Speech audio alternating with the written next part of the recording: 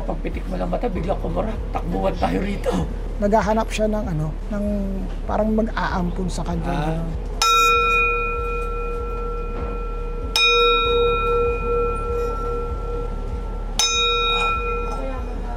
May galit sa dibdib yung may-ari nito. During that time na sobrang galit. Meron siyang galit sa dibdib. Lahat ng gamit kasi, lahat ng lumang gamit, meron yung mga imprint o yung memories. Kumbaga, lahat ng dumikit sa kanya, memories yun ng may-ari. Kapag dumating na yung time na nawala na yung may-ari, lahat ng naiwan niyang memory, hawak pa niya yung gamit na yun, mananatili doon. So yun yung nababasa ng mga katulad ko. Ang problema natin, meron tayong mga negative imprints. Yung mga negative energies na yun, and eventually, maka-attract ng mga demonic entity. So yun yung reason kung bakit yung mga gamit na pinapa-cleanse muna bago ipasok sa bahay. So far dito, yun lang yung mga yun. Yun yung medyo mabigat.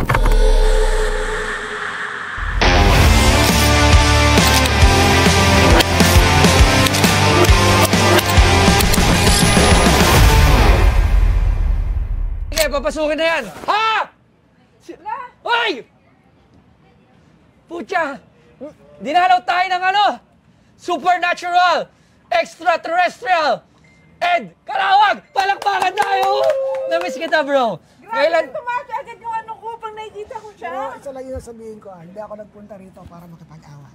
Hindi siya nakapunta rito para makipag-away. Bakit ka napagawi dito, aking idol? Kasi meron akong gamit na gusto ko nang mag-retire siya. Mag-retire gamit? I-retire ko na siya. Pero since malaki na yung servisyo niya sa akin, matagal ko na siyang nagamit. At halos since nag-start ako from KMJS and so on. Yan ang lagi mong dala? Aba. So ito, na to eh. Namiss kita. Thank you. Kung nakita to ng tao, alam ng kay Ed Kaluwag to. Sige, ano yan? Marami nito sa market Pero marami. Siyempre, pero yan sarili sa'yo. Galing sa'yo. Sa akin to, ever since. Mula nung nagsimula ako, gamit ko na to. Okay, sige, lapag mo yun dito, idol. Pero bago lahat, mamaya mo muna yan. Kamusta si Ed Kaluwag? Ganun pa rin. Struggling sa buhay, mahirap pa din, pa rin tayo. Jessica Soho pa rin? Yes. Lagi ka pa rin sa Jessica Soho? Pag meron silang para sa akin na show. nandun naman. Naalala mo ba yung dati? Yeah. Yung mukha mo sa Kain Pepe? Meron siya nung dati, Kain Pepe, Ed Kaluwag, grabe. Pero, kamusta ka? Ngayon nga, sa kapuso mo, Jessica. Bukod sa kapuso mo, Jessica Soho, ano pang ginagawa mo? Meron akong YouTube channel ngayon kasi medyo pinahandle ko yung channel ko kasi hindi ako sanay. Alam mo naman, hindi ako techie eh. So, lang ako pambahay lang ako, pangkanto lang, pandun. Pero nagsiservisyo ka pa rin yung mga... Yeah. Ito mamaya, pwede mo ba itong Sure. Ikutin at tingnan mo kung kung meron kang mararamdaman dito na kakaiba. Honestly, yes, meron eh. Meron agad? Merong mga, sabihin na natin na may mga different energies na parang... Oh my God! Different energies. Lapso mo po mo. Tatabangan na papagod ka. Ayoko. Okay, so sige. Ano yan, dala mo? Buksan mo na. Pwede ka bang hawakan? Ikaw na muna. Sure. Pero alam ko na yan eh. Kasi di ba lagi... Ano yan? Sige, tayo mo na. Ganun-ganun nga. Mali. Ito, to? Mali ka na agad. Nagta-trending kasi alam mo yung sabi ko sa'yo, yan yung kinakalansing niya eh. Ayan. This is known as the Tibetan singing bowl. Ano? Tibetan singing bowl ang tawag. Tibetan singing bowl. Singing bowl.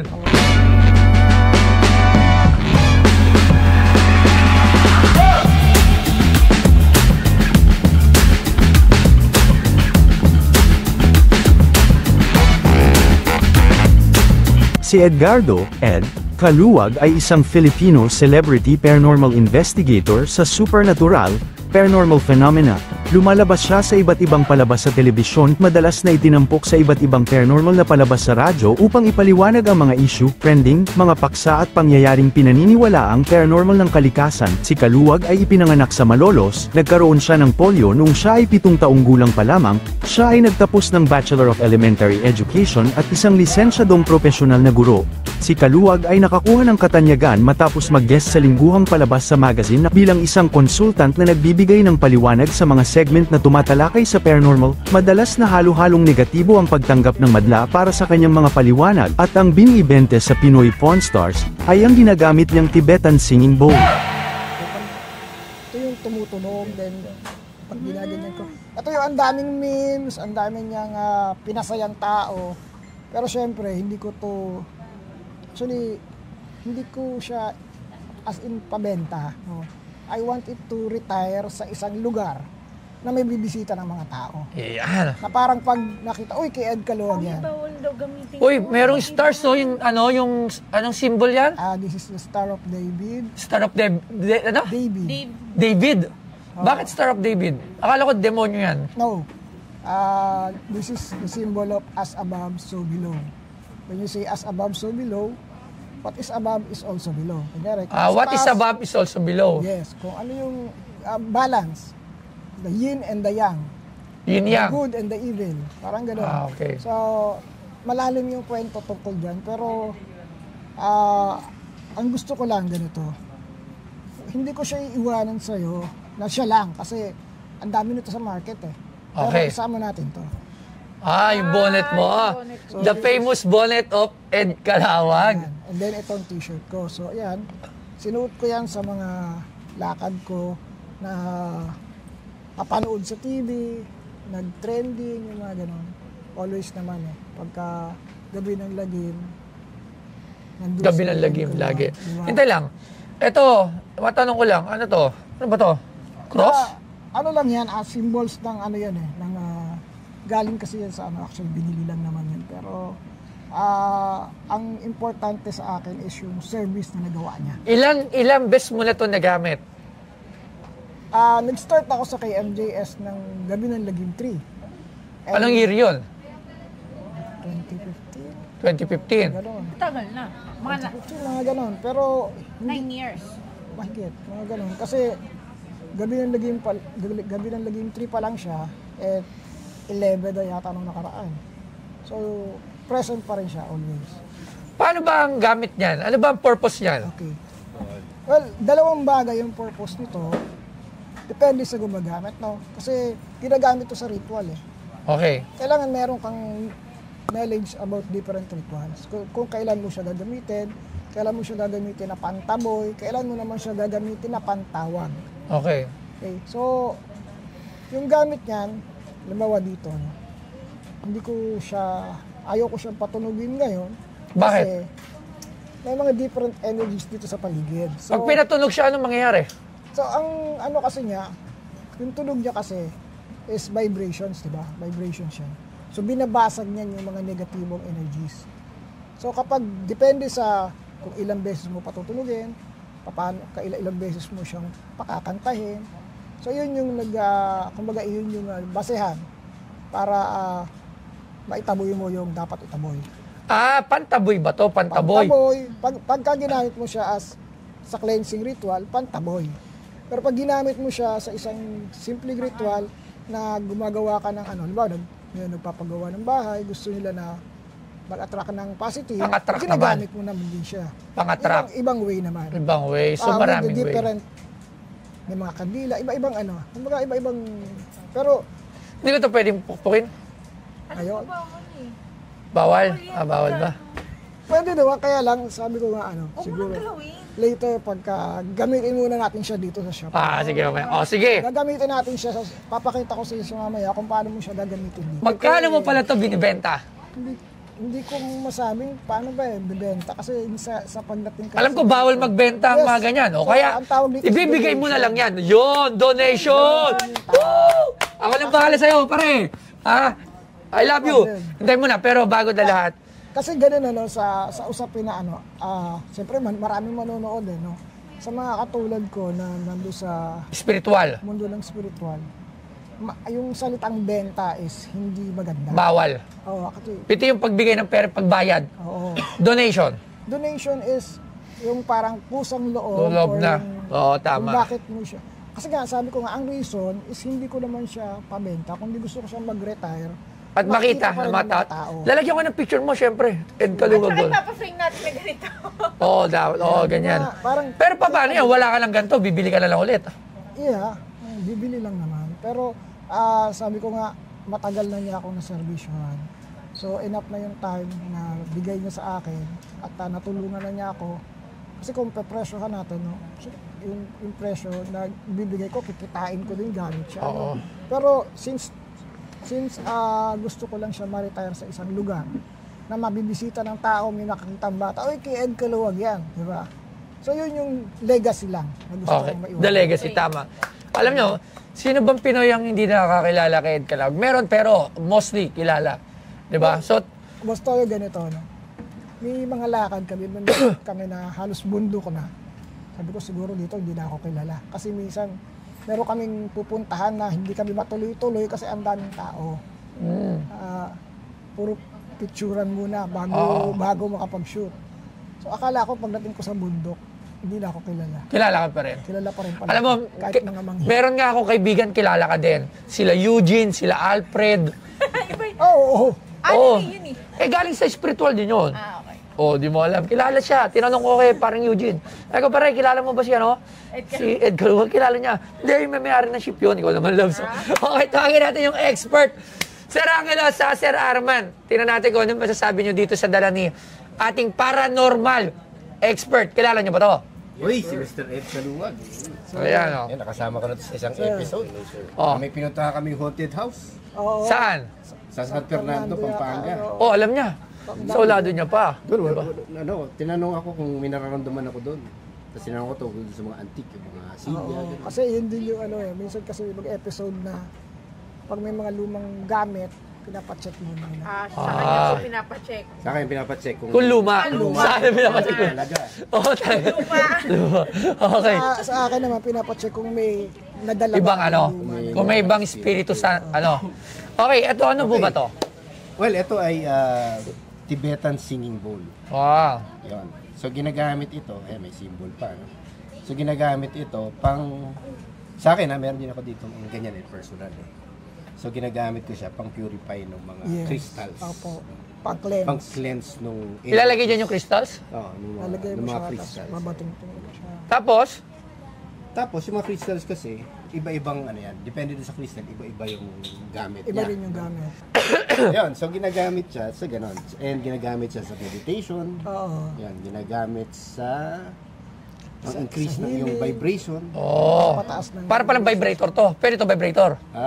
Tunog lang, yung tunog lang. Kung nata-turn on ka doon sa sa sound niya, baka pwede. Wala. Ikaw naman, Sir Arman, ano naman lang ang alam mo dito? Actually yun, tama yung lahat ng sinabi ni Sir Angelo. Isa tong stress relieving device na kung saan nila Tutunog na siya. yes, Nagkikreate kasi siya vibrate ng nito continuous sounds. para mag-create siya ng Yan yung sounds niya. I feel relaxed. Then, Wala na ako sakit, labs. Dahil dito. Gumaling na ako agad. Meron pa pala. Hindi, joke lang. Okay. yung mga luma nito, usually lahat yun, merong mga May composition cravings. na ibang engraving, Engravings. may composition ng ibang klase ng metal. Then, yung ilalim niya is hindi ganito. Yes. Hindi nakalagay Yun yung mga flat. handmade, sir. Yung mga handcrafted Hammered yun. yun, Mga eh. hammered. Alright. Wala So, Yung luma yan, ganun. hindi, sabi naman ni Sir Ed, ito ay hindi naman talaga hindi. rare at hindi din naman exquisite or something special. Ang special dito is kasi personal niyang nagamit. Ginamit niya sa maraming mga espiritu, Sa maraming marami siyang mga kinalaman dyan. Actually, nakalaban niya sa nakalaban ka ba tikbalang dito? May nakalaban ka ba ng tikbalang? kwento lang kasi ng mga tao dun sa pinupuntahan namin yung tikbalang. Kwento lang, hindi totoo. Pero ano yung pinaka malalaman? Totoo ang tikbalang in a sense na creature sila from other dimensions. No? Okay. At dito po tayo harap sa camera para nakikita yan. Kaya lang hindi sila kasi hindi sila nag-a-appear sa mga tao ng fully. No? Yung talagang papakita ng tikbalang, wala. Pakikita mo lang sila minsan is palagi silang mabilis gumalaw. Parang lang, glimpse lang, balang gano'n lang. So although sa peripheral vision, makikita mo lang na parang may tumakbo na malaking tao. Yung yabag, minsan may yabag lang. So, associated, yabag, kabayo. Ganon. Kaya tinawag na tikbalang. Tikbalang sa atin, pero sa ibang bansa naman, kasi ang lagi tinatanong, Sir Ed, bakit dito lang may kapre, bakit dito lang may... Meron din naman sa ibang bansa, syempre iba lang ang tawag. Yung mga Bigfoot. Yeah, Bigfoot, diba, Yeti. yung mataas, yung tol, yung walking, yung... Oo, yung tawag doon, yung stickman. Stickman. Dito sa atin, meron din yan, mantiw, kung tawagin. Ano? Mantiw. Mantiw, oo. Kumbaga, iba-iba lang ang tawag, pero Hindi naman pwede sa Pilipinas lang meron. Totoo ba yan? Yeah. Totoo dahil sa experience ko. Kasi ang hirap kong ipilit yung totoo sa akin. Kung hindi na-experience na Kung iba. hindi na-experience ng iba. Sabihin kasi ng iba. To see is to believe eh. Oo, Diba? tama. Lagi naman ganun ang tao. To see is to believe. Ang problema kasi ganito. Paano magpapakita sa'yo ang isang nilalang, Isang entity. isang entity na may pride din yan. Hindi ka nga naniniwala sa akin, ba't ako magpapakita sa'yo? Kumbaga, So, dead ba ka sa akin? Ganun. Believe first and you will see. So mahirap pala maniwala. Kasi, pag naniwala ka, baka magpakita sa'yo lahat. Pwede nakakatakot naman yun. Ano na yung pinaka nakakatakot na nakita mo or na-encounter mo? Encounter sa exorcism siguro. Ano? Sa exorcism. Exorcism. So, naggamot ka na ng So, ano yung sumanim? That time, I think demonic yun kasi lumulutang. Totoo? Yeah. Talagang lumulutang? Yung parang sa mga TV? Ang hindi ko lang na-experience is yung 360 yung ulo, pero yun hindi na mukhang ano na lang yun eh. Pero in reality, yung paglutang is normal. Totoo yun? Nagagawa yun. Anong ginawa mo doon? Well, may ritual akong pinerform. Matagal eh. Tagal ng labanan. Nag-start kami ng 4 ng hapon, natapos kami ng 4 ng madaling araw. Napalaya mo naman. So, thankful yung tao na yun. Hindi naman sumanib sa'yo yun. Wala naman. So far, sa mga inano ko naman, wala naman. Okay, so, maraming salamat dito sa donation mo. Ako naman lang magdo-donate sa'yo mamaya. Respect mo muna tong shop ko. Sabi mo, mag-content ka dyan. Sige, ikaw bahala. Ito, gagamitin ko ngayon to. Gagamitin mo yan? Oo. Okay, sige. Hiramin ko muna to. Sige. Bago ko siya iwanan sa'yo. Sige. Kasi gagamitin ko na siya. Okay. Maraming salamat, Sir Ed Caluwag. Gamitin mo na yan at thank you very much. Sige po. Hello po sa lahat. Ito po si Ed Caluwag. Well, actually, nagsadya ako dito kay Boss Toyo. Matagal na kami magkakilala nito. Pero since nag-start siya nung ganitong negosyo or ganitong memorabilia.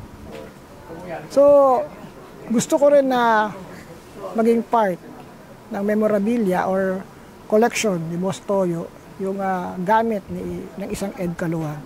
Na para sa pagdating ng panahon, makita ito ng mga kabataan o ng mga nakakakilala sa akin, at least merong memories ang isang Ed Caluwag na mapapasama sa Pinoy Pawn Star. So, salamat Pinoy Pawn Star sa pag-invite sa akin dito at sa pagtanggap dun sa munting gamit na naiwan ko sa inyo na magpapaalala sa isang Ed Caluwag.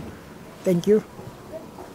Di ba masama yun? Baka nagtampo siya sa akin? Lakas niya, oh. May kakaibang energy sa loob niya.